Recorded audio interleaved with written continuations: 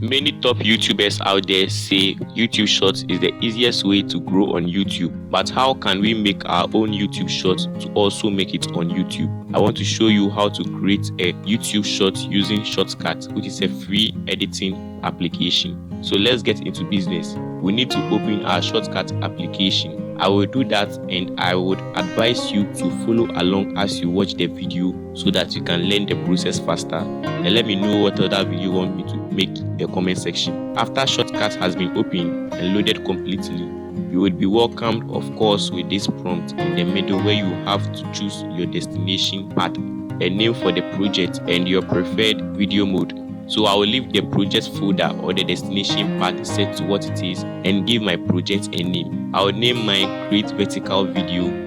You can name it whatever you want, and note that this would be the name of the folder which will be created, which will hold your project files. Now for the video mode, it would be set to HD 1080p 60 fps. But remember, we are creating a video for YouTube Shorts. Click on the video mode, which would open this list with all the different video modes, but the video mode for a YouTube Shorts isn't among the list, so we have to create our own. Scroll down to where we have custom, and under the drop down menu, select add. This would open this prompt where we need to change the aspect ratio. Set the resolution to 720 by 1280. And under the aspect ratio, click on the drop down button by 8 and select 9 to 16 wide, which will change the video mode to that of a vertical video. You can input a name at the space provided at the top to save these settings, so that next time when you want to create a vertical video, you just select it instead of going through all this process. I wouldn't save mine because I have one already saved. So when you are done, just click on OK. Now back to the new project page, click on Start to create the project. Now what you would have to do is to import the video we would be working with into Shotcut. When you import the video into Shotcut, you can see that our preview shows a vertical video, but the imported video hasn't filled the whole screen. So we have to zoom into the video to make sure it fits perfectly well. Drag and drop the video onto the timeline, select it and click on Filters among the commands at the top. In the Filters tab, click on the plus button and search for Size, Position and Rotate. When you have found it, click on it to add this filter to our video and scroll down to where you will see Zoom, and zoom into the video until it fits the entire screen. Also, you should move the video clip around by holding on the button at the middle and dragging the mouse until you get the perfect spot for your video to begin. Now from the original video, we will know that the little girl was playing with a Christmas tree, but now we aren't seeing it because of the aspect ratio we are using for this video.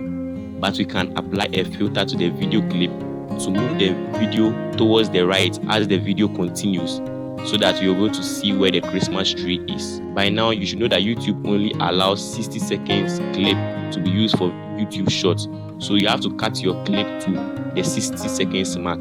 So move to the timeline and play the video to where you meet the 60 seconds mark and stop there. Then from there you can split the clip into two and delete the excess part. For me, the video is less than 60 seconds, so I won't do that. So let's continue after you are done cutting your video to 60 seconds. Now move back to the Filters tab with your clip selected.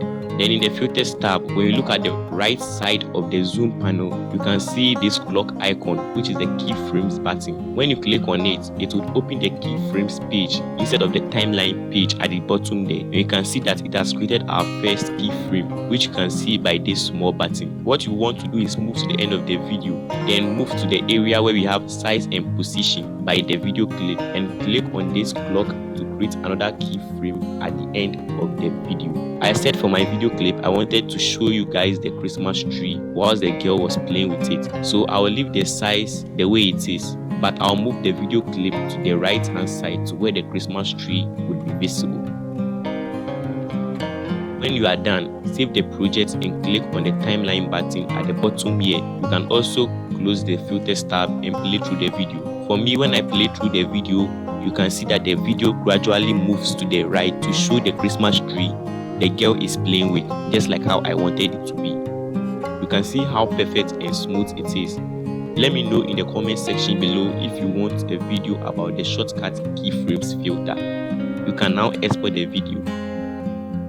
After the video has been exported, when I move to my Files Explorer and play the video, you can see how it looks and you can see it in the vertical format. Let me also know in the comment section if it was easy working with the keyframes on Shotcut. If you followed the video to this point, kindly like the video and subscribe to this channel to get notified when we release a new video.